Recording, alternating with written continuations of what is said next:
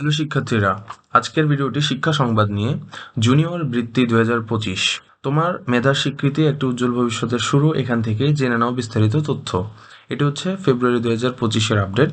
তো এই আপডেট থেকে তুমি জানতে পারবে তোমার নাম কি বৃত্তিপ্রাপ্তদের তালিকায় থাকবে কিনা, বৃত্তি পেলে মাসে কত টাকা পাওয়া যাবে সেটি জানতে পারবে, এবং কতজন বৃত্তি পাচ্ছে এবং কত টাকা দেওয়া হবে।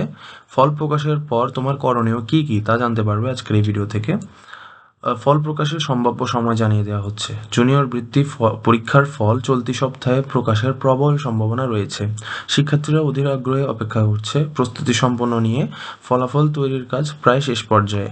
তো ফেব্রুয়ারি 2025-এর 25 তারিখে বুধবার সম্ভাব্য তারিখ। এরপর মোট বৃত্তিপ্রাপ্ত শিক্ষার্থী নিয়ে তথ্য। মোট বৃত্তি পাবে 46,200 জন, যার মধ্যে 14,700 জন পাবে মেধাবৃত্তি, 31,500 জন পাবে সাধারণ বৃত্তি। পরীক্ষা সংক্রান্ত তথ্য। অংশগ্রহণকারী শিক্ষার্থী এখানে 3,15,160 জন সারা দেশ থেকে অংশগ্রহণ করেছে পরীক্ষাটিতে, এবং পরীক্ষা অনুষ্ঠিত হচ্ছে 28 ডিসেম্বর 2024 থেকে 5 জানুয়ারি 2025। তো এই তথ্যটি প্রাথমিক শিক্ষা অধিদপ্তর থেকে নেওয়া হয়েছে। শিক্ষা বোর্ড ভিত্তিক বৃত্তির সংখ্যা এখানে জানানো হবে। ঢাকা বোর্ড থেকে মেধাবৃত্তি 3,635, সাধারণ বৃত্তি 7,790, সর্বমোট 11,425। রাজশাহী বোর্ড 1,926 হচ্ছে মেধাবৃত্তি, 4,128 হচ্ছে সাধারণ বৃত্তি, এবং 6,054 হচ্ছে টোটাল। কুমিল্লা বোর্ডের ক্ষেত্রে 1,677 হচ্ছে মেধাবৃত্তি, 3,593 হচ্ছে সাধারণ বৃত্তি, এবং 5,270 হচ্ছে সর্বমোট। যশোর বোর্ডের ক্ষেত্রে 1,662 হচ্ছে মেধাবৃত্তি, 3,561 হচ্ছে সাধারণ বৃত্তি, এবং 5,223 হচ্ছে সর্বমোট। নেক্সট যদি বলি তাহলে দিনাজপুর বোর্ড 1,802 হচ্ছে মেধাবৃত্তি, 3,861 হচ্ছে সাধারণ বৃত্তি, সর্বমোট হচ্ছে 5,663। চট্টগ্রাম বোর্ড মেধাবৃত্তি হচ্ছে 1,210, সাধারণ বৃত্তি হচ্ছে 2,593, সর্বমোট 3,803। ময়মনসিংহ বোর্ডের ক্ষেত্রে 967 হচ্ছে মেধাবৃত্তি, 2,073 হচ্ছে সাধারণ বৃত্তি, টোটাল হচ্ছে 3,040 জন পাবে বৃত্তিটি। সিলেট বোর্ডের ক্ষেত্রে 948 জন হচ্ছে মেধাবৃত্তি, 2,030 জন সাধারণ বৃত্তি পাবে, 2,978 জন টোটাল। বরিশাল বোর্ডের ক্ষেত্রে 873 জন পাবে মেধাবৃত্তি, 1,871 জন পাবে সাধারণ বৃত্তি, এবং টোটাল পাবে 2,744 জন। তো এখানে তোমার পুরো গ্রাফটি দেওয়া হয়েছে যে কোন বোর্ড কতটুকু বেশি পাচ্ছে কম পাচ্ছে। এরপরে বৃত্তির টাকা ও মেয়াদ।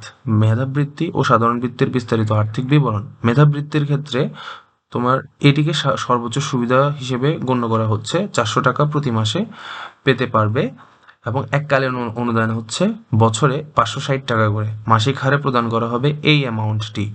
এবং সাধারণ বৃত্তি মানে জেনারেল গ্রেডের ক্ষেত্রে 300 টাকা প্রতি মাসে পাওয়া যাবে, এবং বছরে 350 টাকা পাওয়া যাবে, যেটি এককালীন অনুদান। এটিকে ব্যাপক সুবিধা হিসেবে বলা হচ্ছে। এবং মেধাবৃত্তি বলতে ট্যালেন্ট পুল বোঝাচ্ছে, সাধারণ বৃত্তি বলতে জেনারেল গ্রেড বোঝাচ্ছে।